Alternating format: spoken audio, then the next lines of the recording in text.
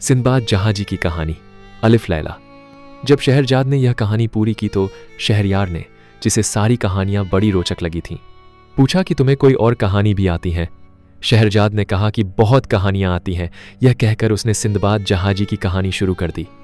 उसने कहा कि इसी खलीफा हारून रशीद के शासनकाल में एक गरीब मजदूर रहता था जिसका नाम हिंदबाद था। एक दिन जब बहुत कहानी आती है, गर्मी पड़ रही थी, वह एक भारी बोझा उठाकर शहर के एक भाग से दूसरे भाग में जा रहा था। रास्ते में थककर उसने एक गली में, जिसमें गुलाब जल का छिड़काव किया हुआ था और जहां ठंडी हवा आ रही थी, उतारा और एक बड़े से घर की दीवार के साए में सुस्ताने के लिए बैठ गया। उस घर से इत्र, फुलेल और नाना प्रकार की अन्य सुगंधियां आ रही थीं।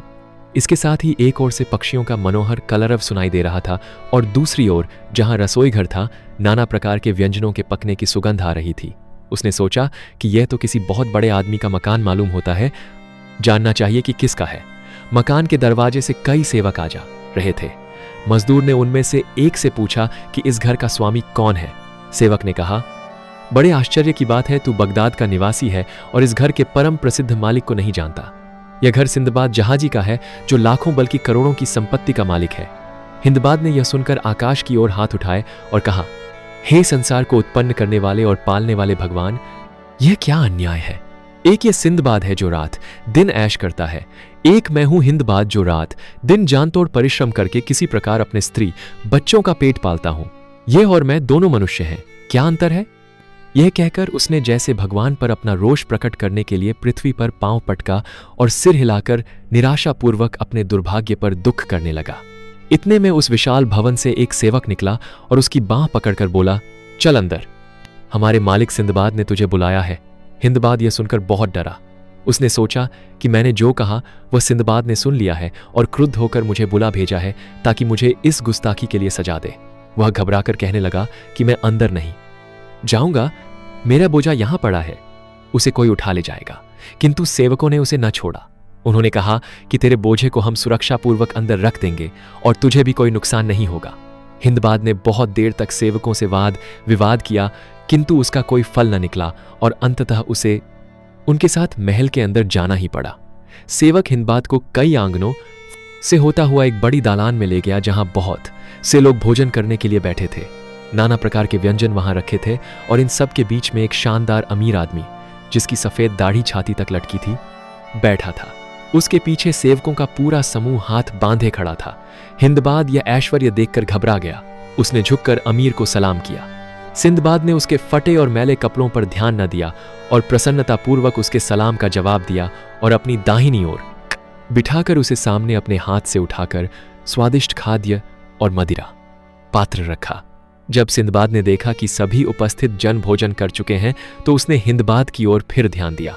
बगदाद में जब किसी का सम्मानपूर्वक उद्बोधन करना होता था तो उसे अरबी कहते थे।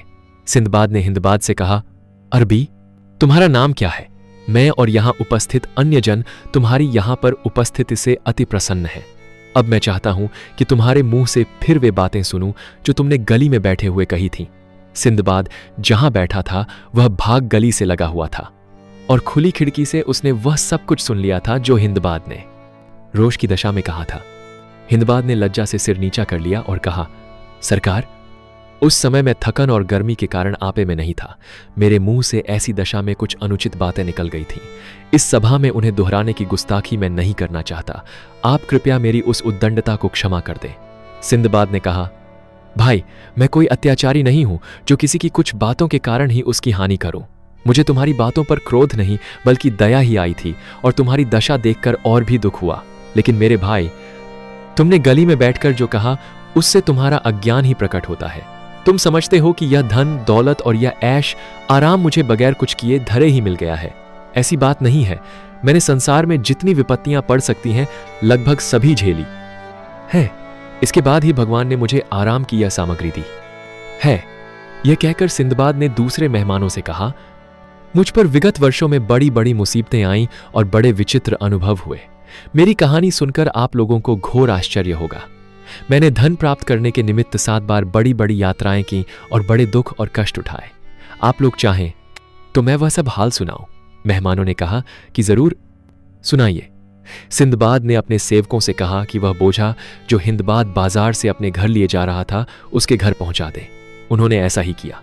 अब सिंदबाद ने अपनी पहली यात्रा का वृत्तांत कहना आरंभ किया।